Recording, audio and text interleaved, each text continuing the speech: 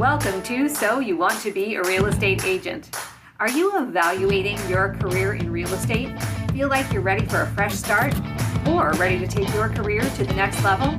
This is your podcast.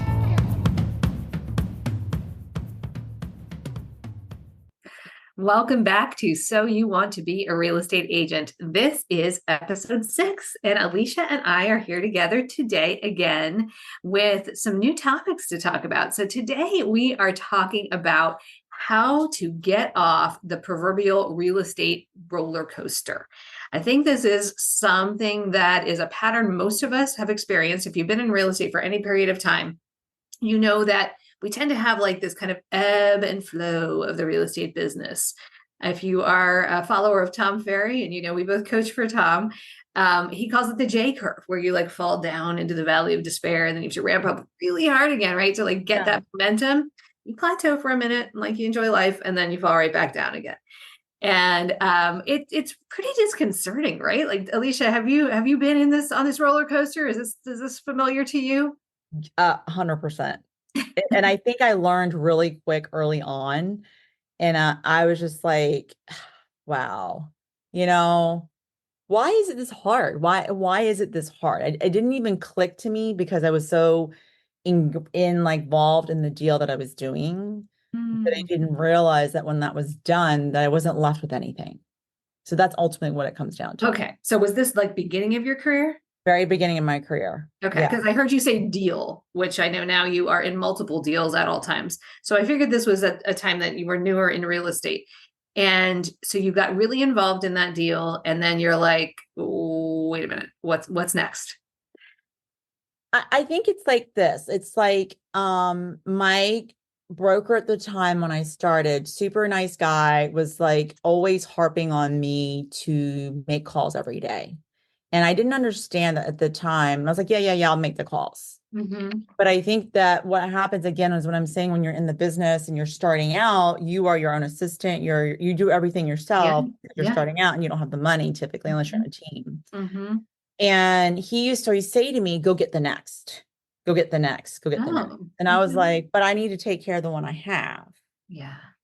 So it's almost kind of like a backward situation, like the cart before the horse feeling is that if you're not taking care of your future business, you won't have any future business. It's a really hard thing for people to listen because there's that concept. I think there's what's important and urgent, right? Important and urgent is the quadrant you want to do all your work in. But what happens is when something is urgent,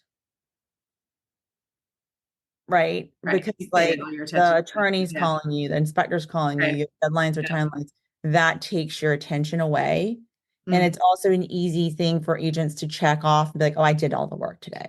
Oh my gosh, so true. Yeah. Right? Very gratifying. It's just like people that have checklists, they don't realize the little minutia stuff is the stuff that we don't need to do first at all, ever. But for some reason, because it's easy to do and check off, we end up doing that first. Yeah. So yeah. So when you're new though, do you feel like, okay, so for some people, they might go, well, I need to learn all these things. I need to learn how to handle all these things.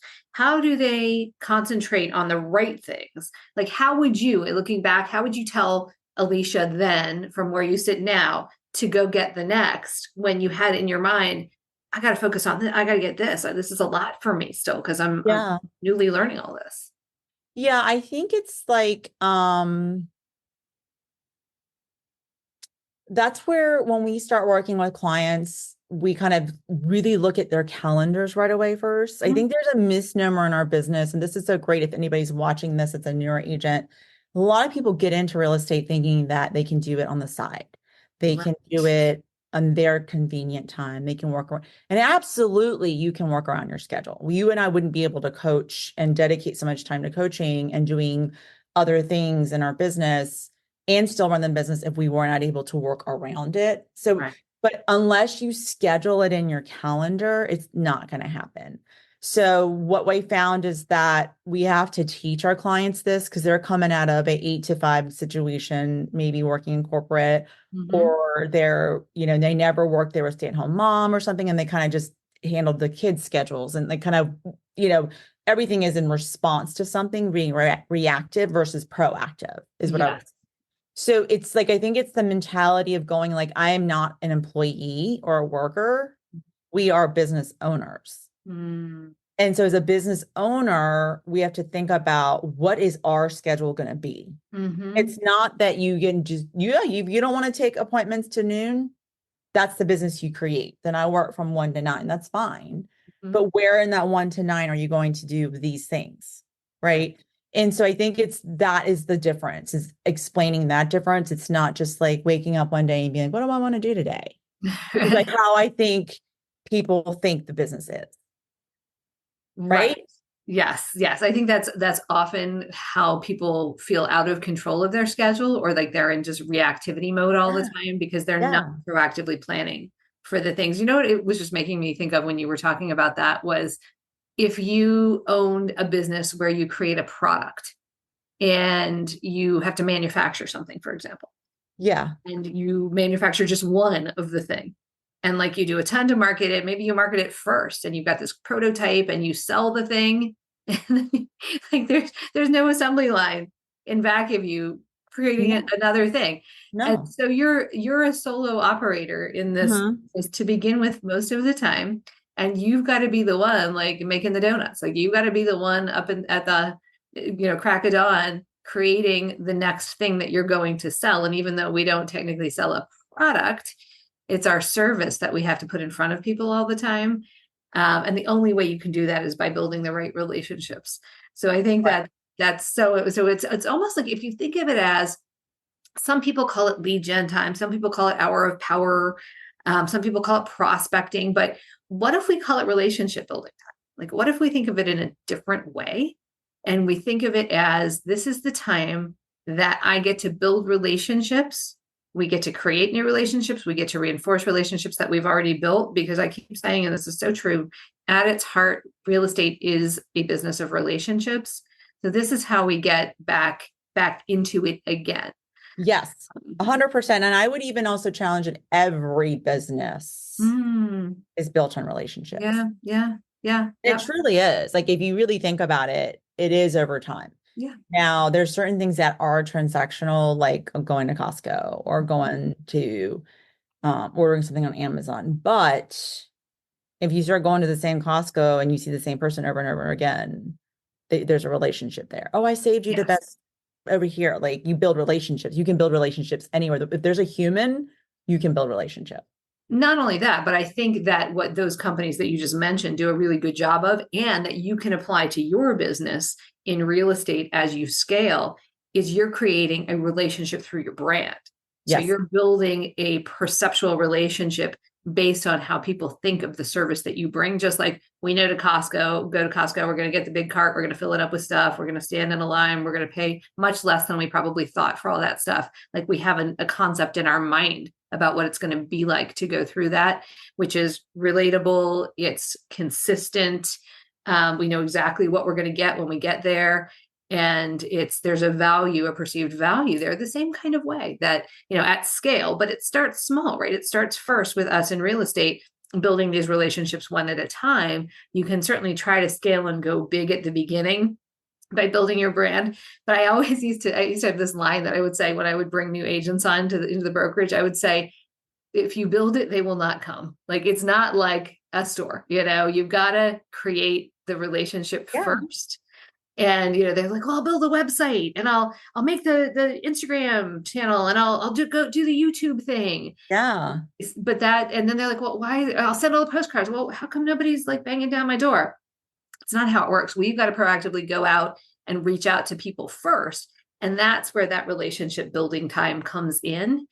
And it has to be like any other good business, it has to be consistent. So that's For a where long time, periods of time. Correct. over Yeah. a very long period of time. And here's what I can tell you from personal experience. If you take your foot off that gas pedal, it's kind of like the regenerative braking in the Tesla.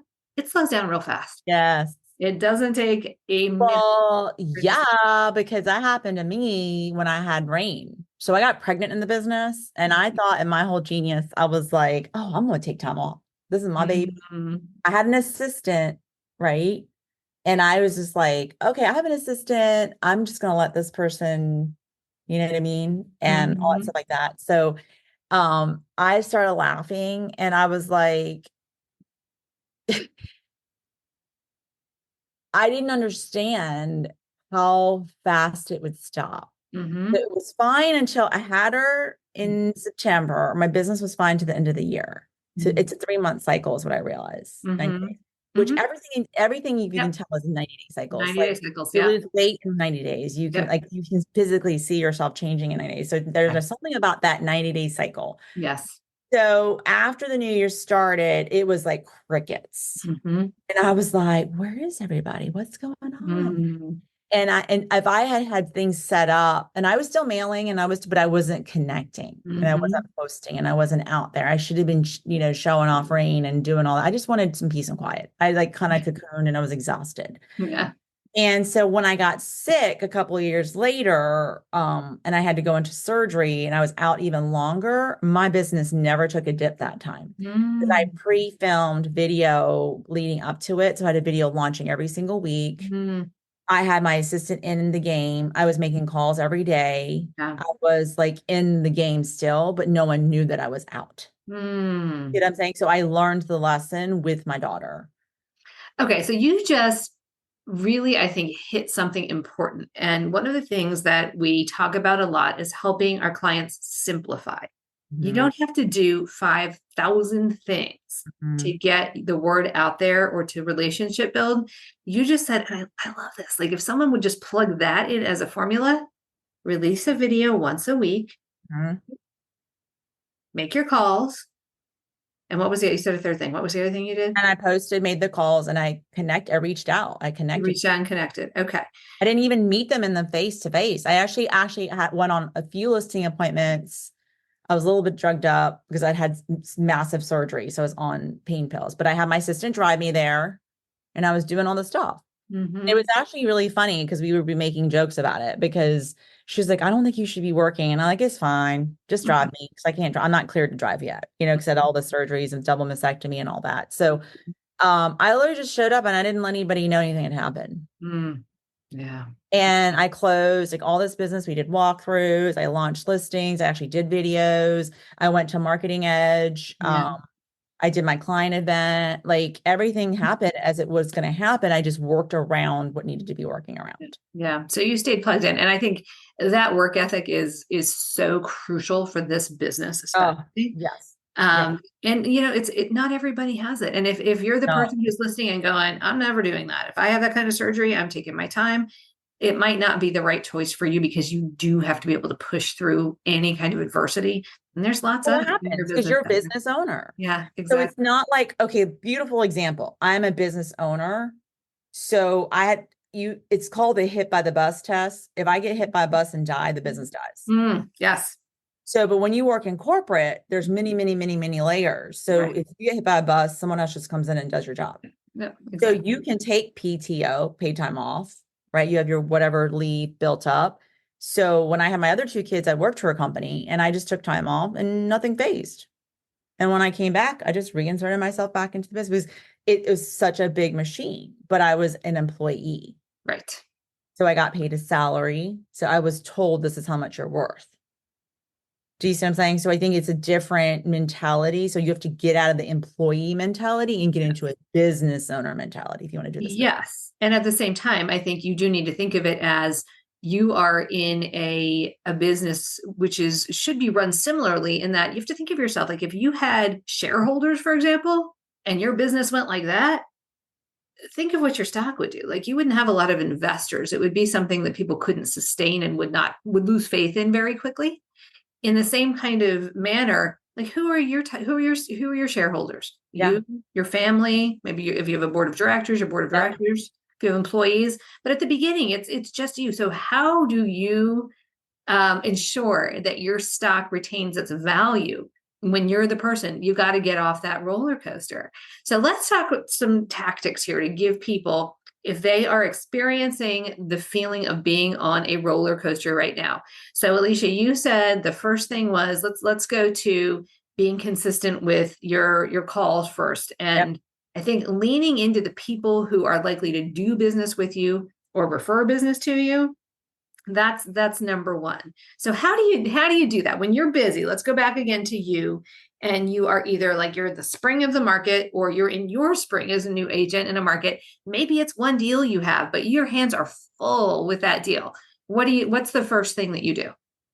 I think the first thing is looking at your schedule to see how are you scheduling your days? Okay. Are you waiting for those emails to come and be like, oh shit, I gotta put this over here. Mm-hmm. Like just like when someone asks me and says, hey, can you come into my house? I want to do a listing appointment. Can you come? Mm-hmm. Never, ever, ever, ever tell a client, ever, ever, ever, when do you want me to come? Right. Yes. When Yes. should I come? I can come whenever you want and tell me when you want to come.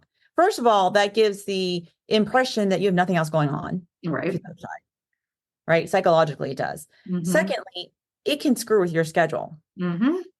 because you just told them when do you just gave them the complete power of telling Yep. you. And then as soon as you say, I can't come, then it makes them be like, why did you freaking ask me that? So what's the right answer? So you need to say, hello, Mr. Seller. I would love to come to take a look at your house. Do you have Tuesday at 4 or Wednesday at 3 available for me? It'll Right. take about an hour. Mm-hmm. You set aside, I have a hard stop at 4 p.m. Mm-hmm.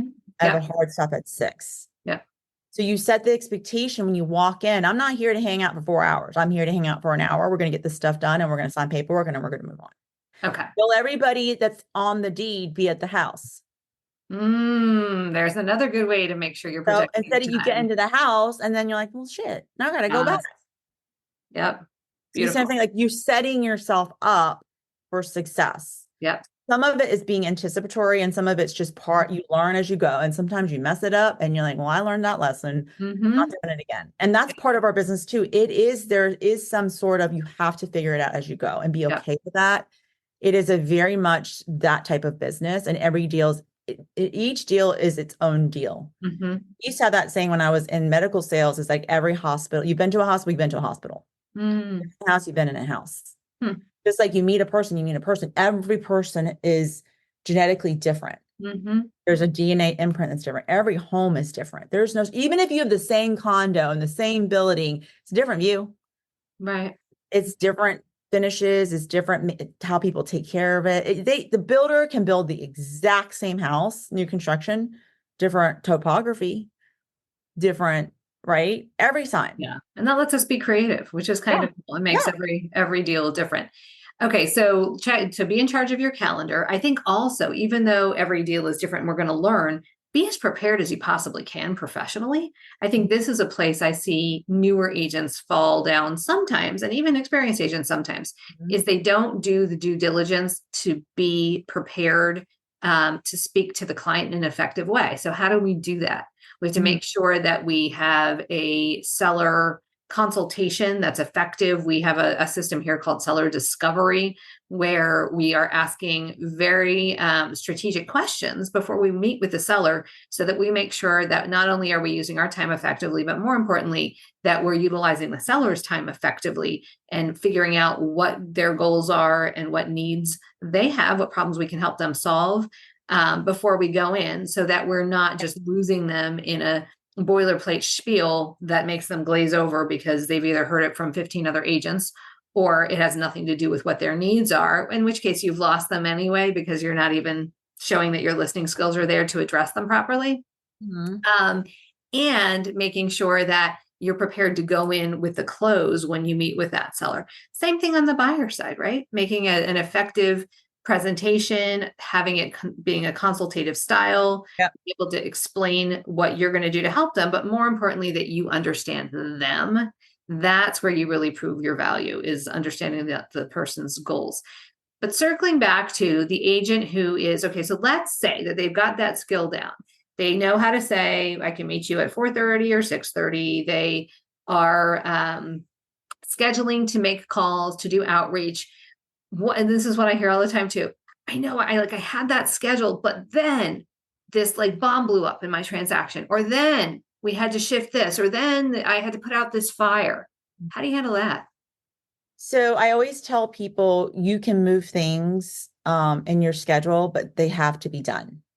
So there has to be non-negotiables done. Just like if I got a flat tire, can we move our meeting to the end of the day? Mm-hmm. Like there are certain meetings you have to have, right? Mm-hmm. So Mm-hmm. I think you got to allow the moments, but I call them buffering moments, buffering time Mm-hmm. in your schedule. So when I do my calls, I don't sit there and say I have to do 2 hours of calls straight. I'll do like 15 minutes. I'll make a few calls and follow. I have a list of people that I know I need to follow up with, and it needs to be done during this time period. Okay. So I block off the time period. Now, if someone inserts like someone at my office has a disaster, or I need to have a call, or something's going on, Mm-hmm. if it's something that I first ask myself, is this urgent that needs to be handled by me in this very moment?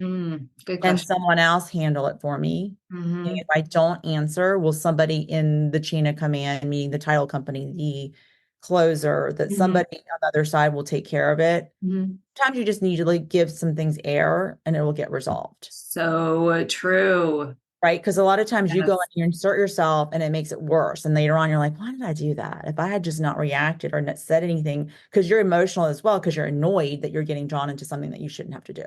Not only that, I think a lot of us in real estate are really excellent problem solvers, and we get a lot of a sense of fulfillment by instantly solving the problem. But two things can happen: one, you can get pulled off track, and two, you can actually disempower other people, or Yes. third, create a result that shouldn't have been created anyway. But you're so right. That was a great observation. I feel like sometimes when we just give it a minute, step back, and stay in our lane, somebody else is going to pop in, or the problem magically evaporates and it wasn't actually a problem to begin with, which then insulates our time. That was good. Yeah. I really realized that early on. Mhm. I also leaving voicemails. I check my voicemail these times today. And you can even do a new voicemail every day. Today is, when Thursday, May 9th, right? Yeah. Or whatever day it is. It is, I will be in the office. I will be answering calls. I will return your call by this time. I will check my voicemail this time. Please leave a message. If this is urgent, shoot me a text and I will forward who can handle it.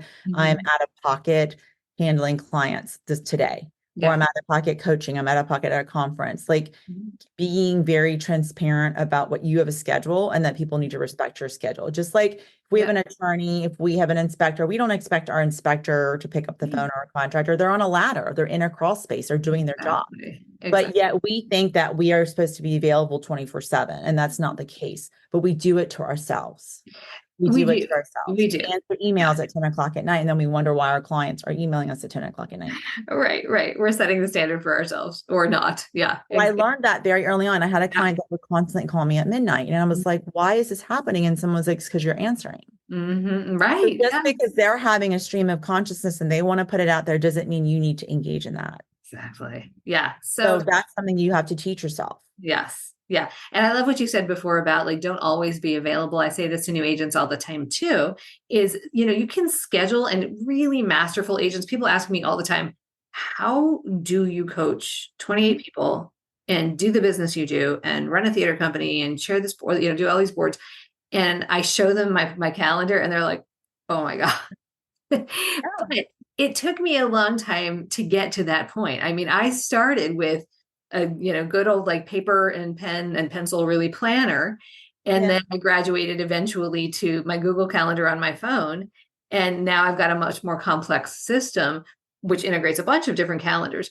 But it all shows up on my Google Calendar on my phone what all the things are. But I'm time blocked to the half hour, and I have to be to do what I do, but it also makes me feel very in control. But what you see on my time block calendar, if you look at it, is I have family time blocked out and I have listing appointments blocked out. Mhm. So those are there. Sometimes I don't always have a listing appointment during those times, but this has been a good tool for me as well. And I would suggest this to people who are feeling like they're riding that real estate roller coaster, is time block for the things you want to create. So for me, I always say nature abhors a vacuum. So I put the listing appointments there. And if I don't have one, it'll get filled often with a listing appointment. Now I'm creating it by doing my outreach. But if it's not filled, for me, that's something that was on my schedule that I missed. So now guess what I'm doing? I'm on the phone dialing people, trying to create the So listing you appointment. call people during that Yes. time, Yep. or That would be my call absolutely. time. Yep. Yep. So that might be a second time block for relationship building, because I didn't manage to create an appointment, or I didn't have one for that I love particular. how you differentiated time block and appointments. So Mhm. appointments are meetings or times that you meet with other people. Yes. Time blocks are appointments with yourself. Yes, And exactly. so often we're willing to give away our own time Mm, blocks to other people's appointments that are not worthy of it, are time wasters, in order to feel like we're doing something to be busy. But we, such a good right. point. And so it's something that's really important. I tell people is like, what are the three things that we need to do today to move your business forward? Not check the box. Yes. Oh my gosh, Alicia, I love this so much. And you're going exactly where I was going, which is that the other way to, I think, get off this real estate roller coaster and just be on a relatively consistent uphill climb in your business is to keep growing.